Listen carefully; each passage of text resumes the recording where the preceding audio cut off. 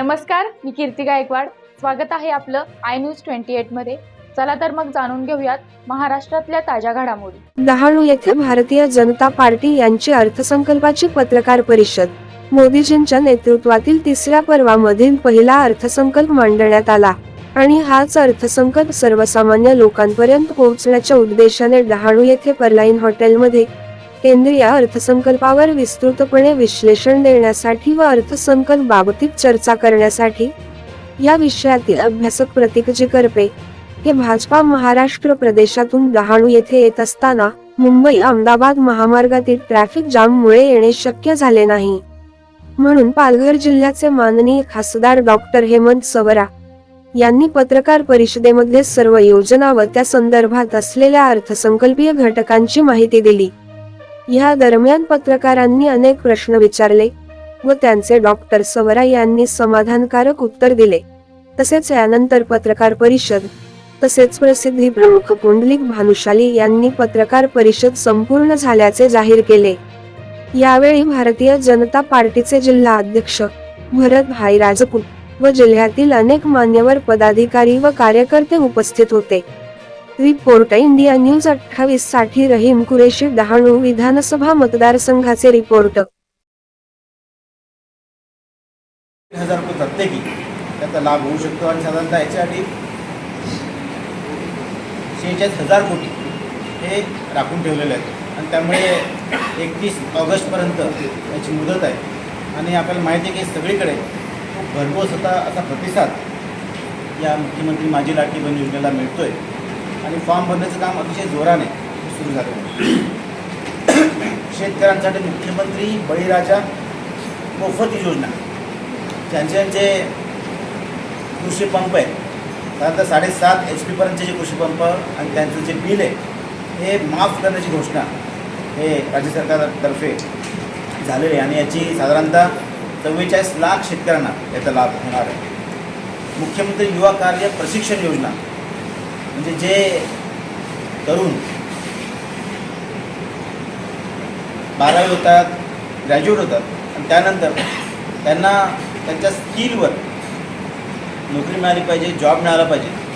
बऱ्याचशा कंपन्या ह्या उत्सुक असतात, परंतु त्यांना जर ते स्किल नसेल त्या प्रकारचं, त्या केडरचं जर त्यांना स्किल नसेल तर त्यांना घेतलं जात नाही आणि म्हणून त्या क्वालिटीमध्ये बसण्यासाठी नीड बेस स्किल हे तयार झालं पाहिजे आणि म्हणून त्यांना प्रशिक्षण दिलं पाहिजे आणि प्रशिक्षणासाठी स्टायपेंड राज्य सरकारच्या माध्यमातून मिळणार आहे आणि अशा 10 लाख तरुणींना याचा प्रत्यक्ष लाभ होणार आहे आणि यासाठी 10,000 रुपये विद्यावेतन त्यांना मिळणार आहे. मुख्यमंत्री अन्नपूर्णा योजना आपण बघितली की केंद्र सरकारच्या उज्ज्वला गॅसप्रमाणेच याच्यामध्ये सुद्धा जे पात्र कुटुंब आहेत त्यांना पात्र कुटुंबांना 3 गॅस हे वर्षाला मोफत मिळणार आहे आणि त्याच्यामुळे गृहिणींना अतिशय खूप मोलाची मदत या निमित्ताने उत्पादन बऱ्यापैकी होऊन तिथे प्रत्येक लिटर मागे 5 रुपये अनुदान हे राज्य सरकारमार्फत मिळालेलं आहे. मागील त्याला सौर ऊर्जा पंप अतिशय महत्त्वाचं आहे, कारण केवळ 10% भरून अशा प्रकारचा पंप आणि सौर पॅनेल ही शेतकऱ्यांना मिळणार आहे. महात्मा फुले जन आरोग्य योजना सर्व कुटुंबांना लागू करण्यासाठी निर्देश दिले गेलेले आहेत. त्याबरोबरच महिलांना, ज्या महिलांना रिक्षा चालवण्याची आवड आहे किंवा करू शकतात अशा साधारणतः 10,000 महिलांना हे अर्थसहाय्य हे राज्य सरकारच्या मार्फत मिळणार आहे. ते त्याप्रकारे मग अशी उल्लेख केला की तरुणींना स्टायपेंड निर्यात केंद्र ही स्थापन केली पाहिजे. हे बऱ्याच काळापासून केंद्र सरकारच्या मनात होतं, तर ती केंद्र आता प्रत्यक्षात स्थापन होणार. येत्या काळामध्ये आपण आवास योजनेअंतर्गत घरं उपलब्ध करून देणार आहोत. तर 2020 म्हणजे कोरोनाच्या काळापासून आपल्याकडे शहरी भागात ग्रामीण आवास, प्रधानमंत्री ग्रामीण शहरी आवास योजना ही बंद आहे. मग अशी योजना त्या काळापासून आतापर्यंत बंद असताना लोकांचं आपल्या हक्काच्या घराचं स्वप्न कसं पूर्ण? एक कोटी ते मिळालेलेच आहेत ना, 1 कोटी आपण दिलेलेच आहेत. शहरीमध्ये आत्तापर्यंत व्यवस्था नव्हती, ती शहरामध्ये व्यवस्था झालेली आहे. त्यामुळे त्याचे जे निकष आहेत ते निकष पूर्ण केल्यानंतर ग्रामीण आणि शहरी भागा मिळून 2 कोटी पंतप्रधान आवास योजना हे तयार करण्याचं स्वप्न मोदींचं आहे आणि ते पूर्ण होणार. साहेब, आपण मुंबई अहमदाबाद महामार्गाचे ऑब्जेक्शन एक घेतलं होतं. सफर एक मिनट एक विषय पे कंप्लीट होगा फिर खुले सर। ये प्रधानमंत्री आवास योजना की बात आपने कही, अगर हम पालघर नगर परिषद की बात करें तो वहाँ पे सैकड़ों ऐसे फाइलें जो प्रधानमंत्री आवास योजना के अंतर्गत आई थी, लेकिन एक भी फाइल जो है वहाँ से पास नहीं हुई है, ना भी किसी एक भी लाभार्थी अभी तक लोग कर पाए इन इतने सालों में। तो क्या कदम उठाएंगे इसके लिए? इसके लिए उसकी फाइल अगर रहेंगी तो हमें दे दे, मैं खुद हमने कहा महाराष्ट्र पालघर नगर सरकार परिषद और में है। केंद्र सरकार फॉलो दूंगा, और अगर उसमें भी दिक्कत है तो सॉल्व करने की कोशिश करेंगे। किसी मुंबई अहमदाबाद महामार्गाचे आपण ऑब्जेक्शन घेतलं होतं. निकृष्ट दर्जाचा तो रस्ता आहे, महामार्ग आहे, त्याच्यासाठी गेल्या 3-4 महिन्यापासून अख्खा ठप्प लावून ते खणणं चालू झालेलं आहे आणि बऱ्याच ठिकाणी अजून व्हाईट कोटिंग झालेलं नाही. म्हणजे जे अनिवन जो रस्ता आहे किंवा जिथे अजून खड्डे पडलेले आहेत, पाऊस प्रचंड पडतो आहे, ह्या दृष्टीकोन त्यांचं काही अजून पूर्ण काम झालेलं नाही हे ते मान्य करत आहेत. त्याबरोबरच आपल्याकडे साधारणतः 1 लाख वाहनं ही दररोज तलासरीकडून मुंबईकडे जातात.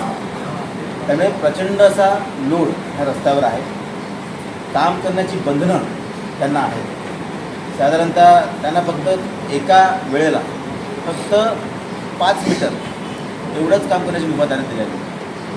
आणि त्यामुळे कॉन्ट्रॅक्टर जे आहेत निर्मल कन्स्ट्रक्शन्स त्यांना विनंती केली आहे, जास्तीत जास्त वॉर्डन म्हणजे सुरक्षा रक्षक तिथे असले पाहिजेत, ट्रॅफिक कंट्रोल केली पाहिजे. जे सर्व्हिस रोड्स आहेत त्या सर्व्हिस रोडला कसं आहे की जी वाहनं मेन हायवेवर चालतात ती सर्व्हिस रोडनीसुद्धा चालतात. त्या कॅपॅसिटीचे रस्ते सर्व्हिस रोड नसतात, ते कॅपॅसिटीचे रस्ते मेन हायवे असतात. पण तरीसुद्धा खड्डे बुजवणं, परंतु प्रॉब्लेम असा आहे की बुजवल्यानंतर पाऊस एवढा प्रचंड चालू आहे, त्याच्यावरून लोडेड वाहनं गेल्यानंतर पुन्हा एकदा खड्डा तयार होतो.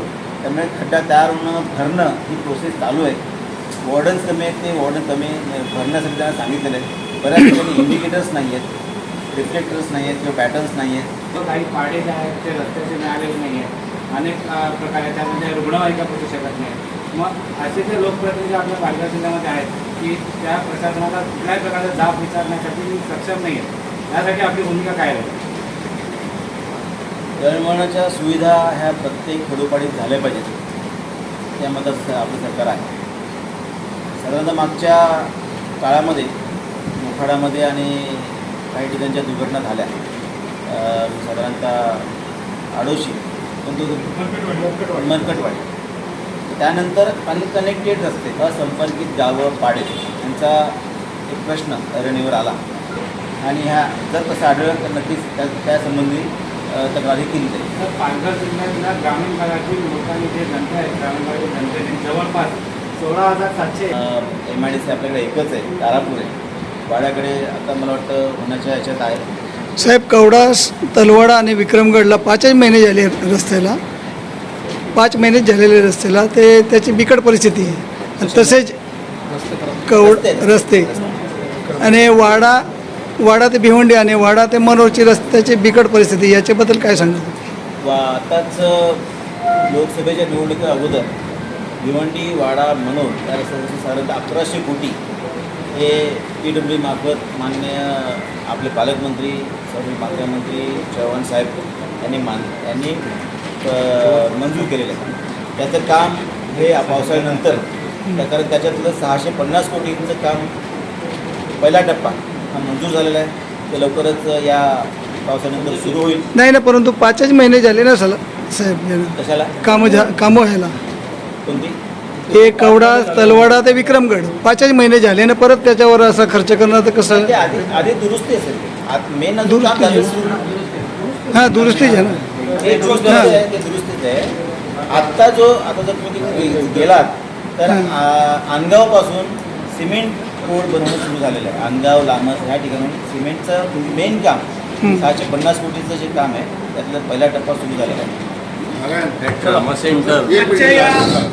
BJPचे मीडिया प्रसिद्ध प्रमुख आहेत आणि आज पुंडलिक बांधुशाली, आणि आज आपण पत्रकार परिषद ठेवली आहे. काय विषय आहेत?